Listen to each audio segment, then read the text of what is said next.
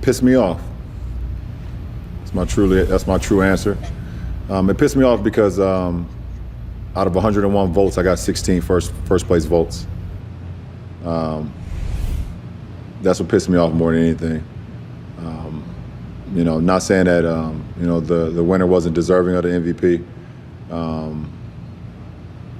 but that pissed me off. And I finished second a lot in my career, either from a championship and now 4 times as an MVP. Like I said, I never came into this league saying let me be an MVP or be a champion. I've always said I just want to get better and better every single day, and those things that take care of itself. There's some things that's just out of my hand and some things you can't control, but it pissed me off. Yes, sir. Reach Over Culture Podcast, episode 41. It is Eyes Rock. Thank you for tuning in. If this is your first time tuning in, if this is your repeated time tuning in, whether you tuned in every episode, every other episode, every 10 episodes, every 5 episodes, I want to give you a round of applause.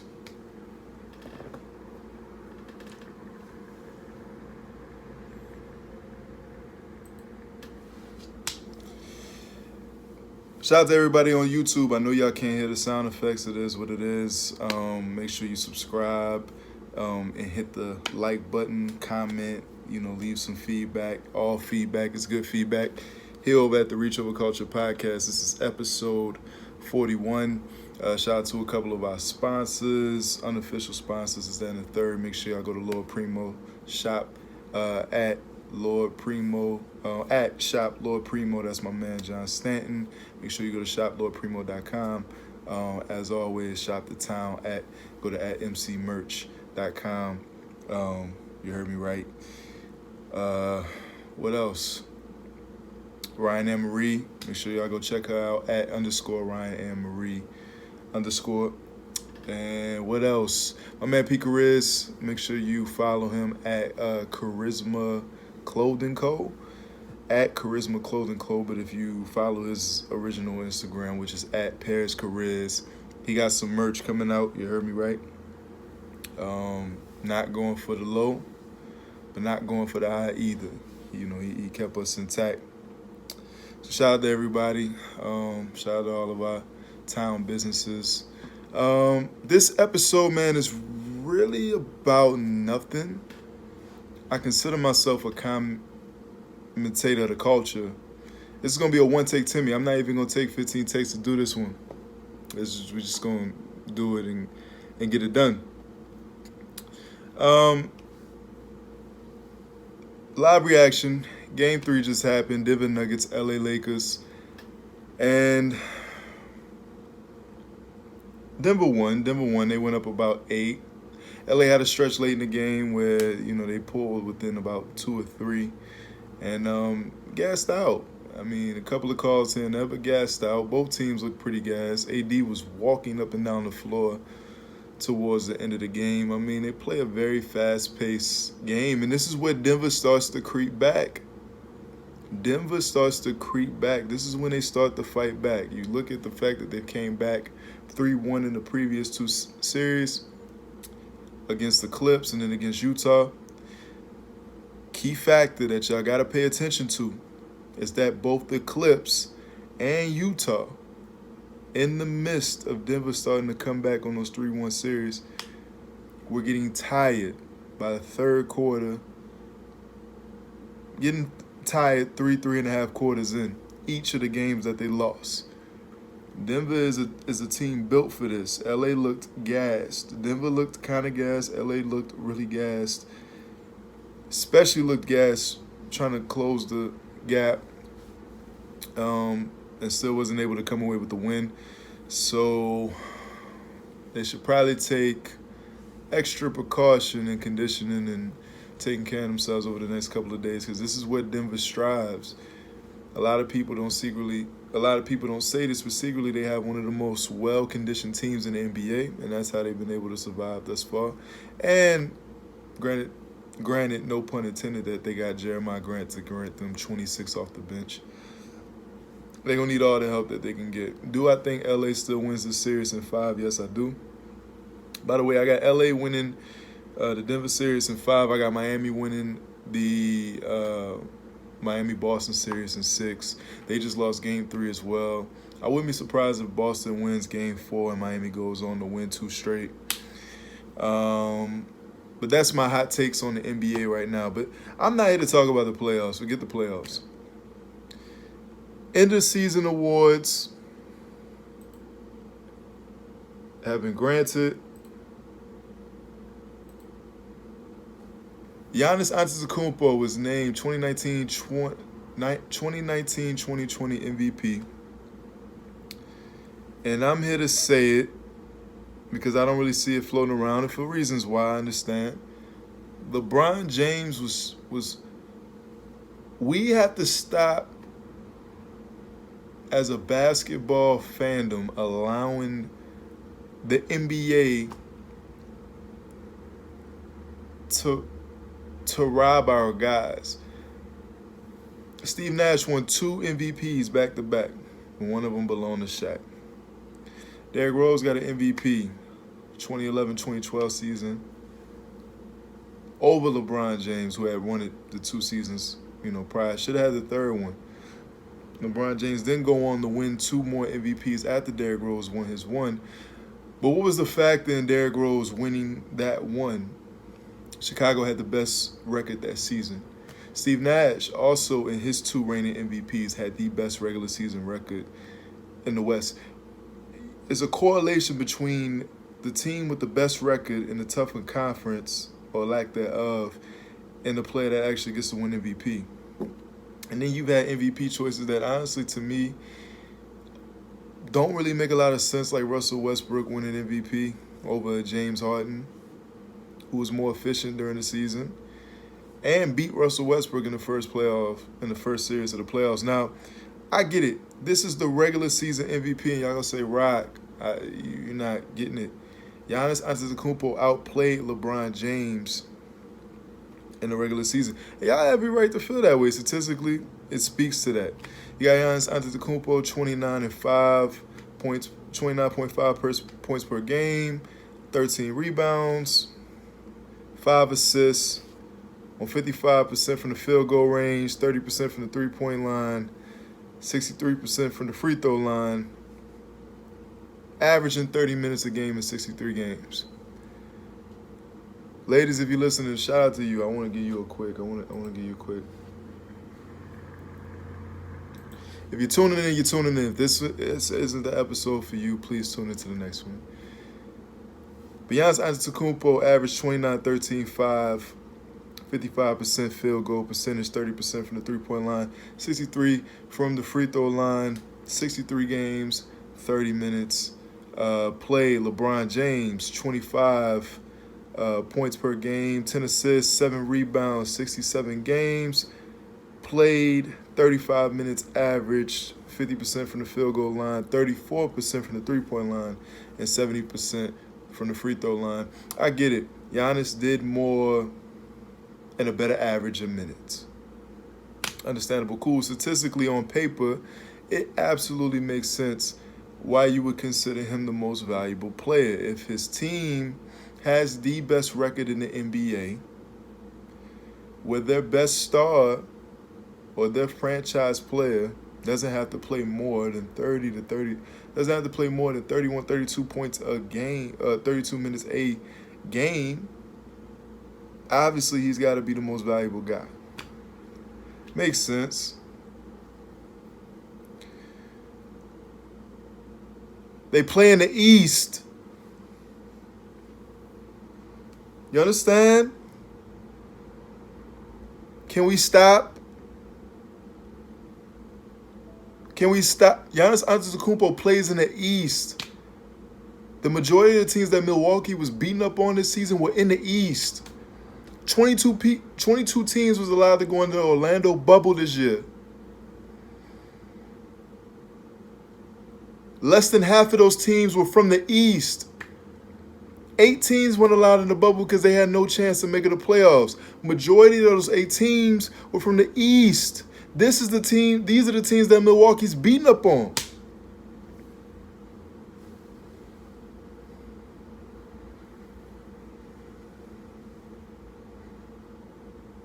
I mean, LeBron James plays in a tougher conference, in a tougher division, probably the toughest division in the NBA. When you're talking about the Clippers, and then you're talking about a Golden State team that's coming back strong next year. You're talking about a Sacramento team who was in the hunt for the playoffs. You're talking about a Phoenix Suns team that went 8-0 in the bubble.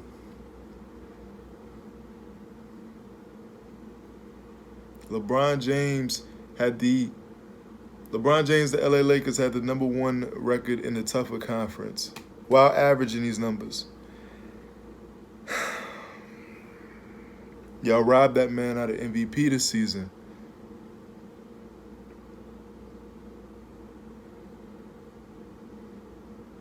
To reward a guy that couldn't make it past the second round. Now, granted, bar injury, but they were in trouble way before then. Miami had that number way before then, just for him to turn around, and he might go to Miami next year. But these are the types of dudes that we give MVP. You heard LeBron James at the beginning of the podcast. He said he's pissed off because he received 16 out of 101 votes. All right. Now, if you give Giannis Antetokounmpo MVP, cool.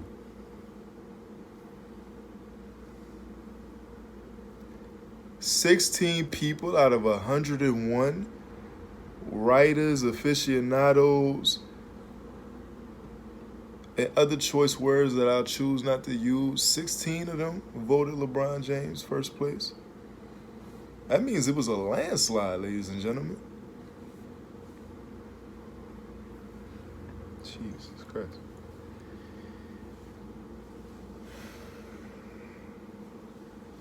For the amount of competition, for the triumphs and trials that LeBron James has had to endure this season, I feel like it was more storybook. I feel like he meant a little bit more to LA than Giannis did to Milwaukee. Mike Budenholzer did an amazing job coaching this season. Milwaukee is not a postseason team, but they've proven over the last couple of years that they can be a pretty significant regular season team. Sort of like Toronto. If you take a superstar off the team, they have the potential to still be a playoff team. When you talk about Chris Middleton, Brook Lopez, Eric Bledsoe, DiVincenzo, I'm not saying that they would be as good without Giannis. What I'm saying is the Bucks have a better chance of making the playoffs in the East without a Giannis than LA does without a LeBron James. And for me, people, that is what it means to be a most valuable player. And I'm tired of seeing them get it wrong year in, year out. Steph got 2 that he don't need. Russ got 1 that he don't need. James Harden should have 2, that 3 or 4 by now. LeBron should legitimately have 6 or 7. He's been runner-up 4 times. He's won 4, been runner-up 4 times. And I get it. It's politically incorrect to give this man 6, 7 straight MVPs, just like it would have been politically incorrect to give Michael Jordan 4, 5, 6 MVPs in a row. You just can't do it. So you got to give Karl Malone an MVP. Cool. Karl Malone has more MVPs than Tim Duncan and KG. What are we saying? Karl Malone's better than KG and Tim Duncan? And then another thing. I get y'all trying to make Giannis the face of the NBA. I get this. And I'm not going to go on this rant too much longer. This ain't going to be a long podcast. I'm just trying to get content out there. I'm just trying to get material out there. These are just my late night.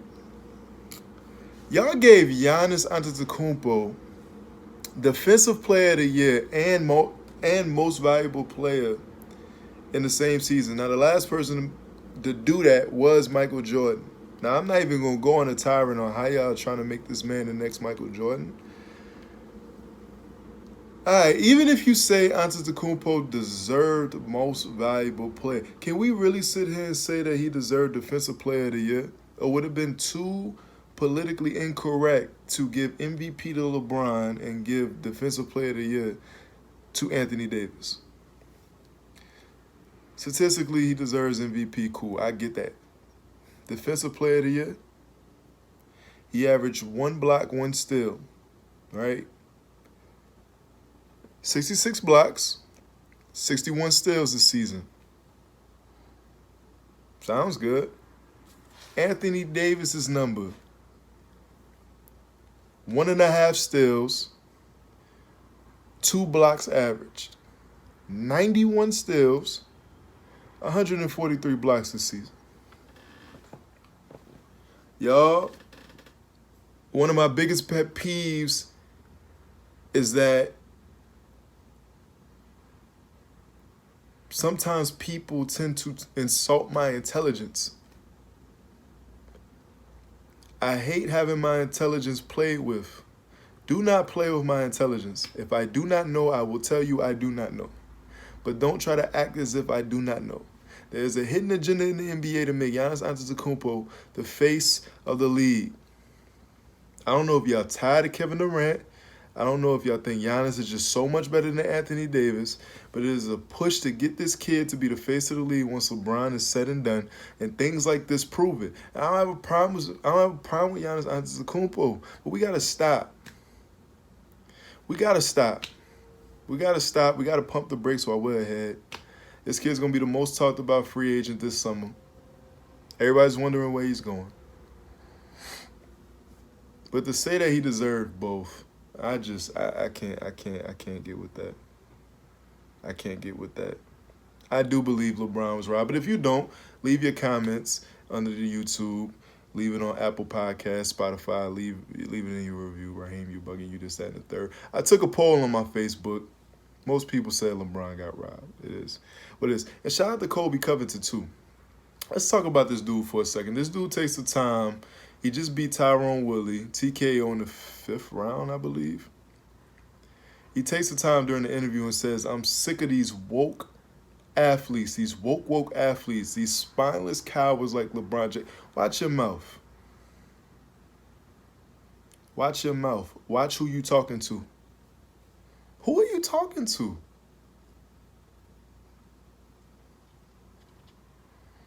I'm not going to lie. I don't follow UFC like that, so I honestly have never heard of the dude prior to this time.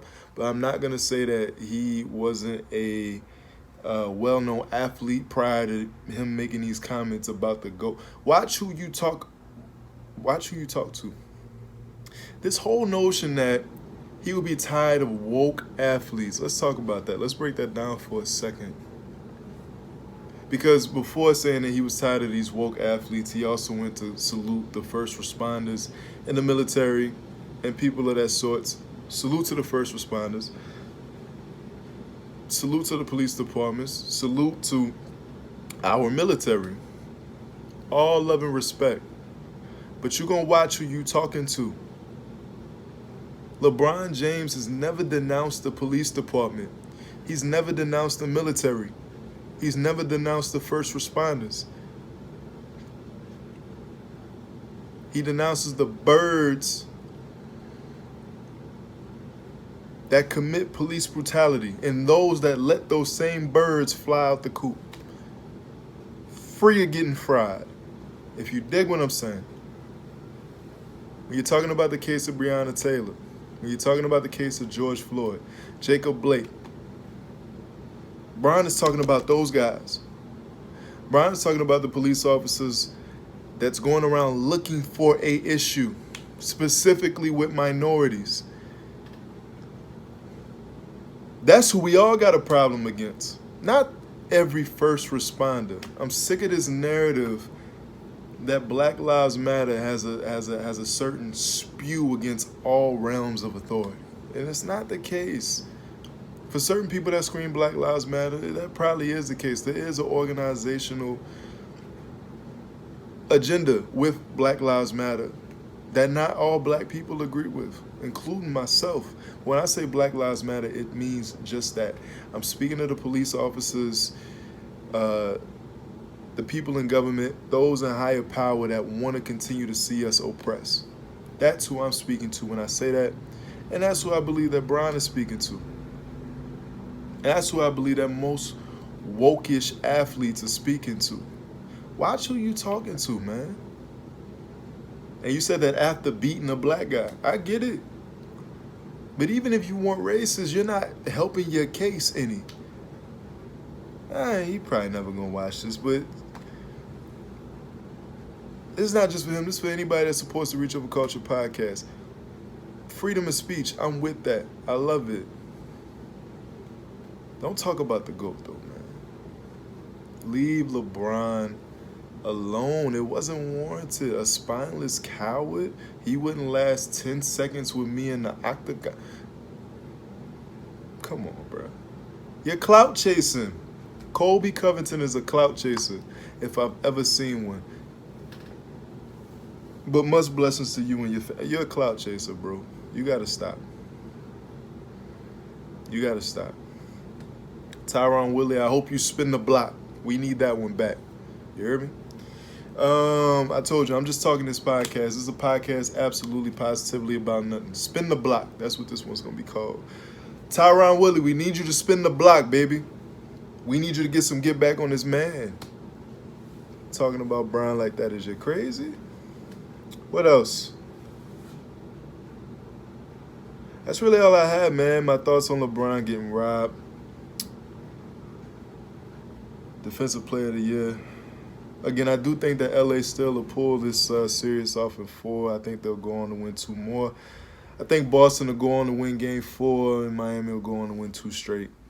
Or it could potentially go to 7 games, which I wouldn't be surprised at that either. I got LA and Miami in the finals. I got LA beat Miami in 6 in the finals. LeBron did get robbed. Anthony Davis also got robbed. And Kobe Covington needs to watch who he talking to. And I'm praying for justice for Breonna Taylor and her family. That judgment should get announced pretty soon, which we'll be speaking on one of the next episodes. But this is the episode absolutely positively about nothing. This probably will be a series on the YouTube. Shout out to everybody that supports, that subscribes. Love to all of y'all. If you're interested in sponsoring the show, hit us up at reachoverculture@gmail.com, reachoverculture@gmail.com, or you can reach out to us through Instagram. If you're interested in coming on as a guest on the show, reach out to us on Instagram. If you got suggestions on who you would like to see on the show, reach out to us on Instagram. Make sure you subscribe to the YouTube, man. We're trying to run up the YouTube numbers. Make sure you subscribe to the YouTube. We'll have special giveaways and stuff. We actually are going to start to put out these shirts for those who subscribe to the YouTube, man. So make sure y'all subscribe to the YouTube support. And if you feel like donating to what we're doing here, you can hit us. Our Cash App is Reach Over Culture. Much love, peace, and blessings to y'all, man. That's it. I'm out of here. Have a good rest of the week. 1.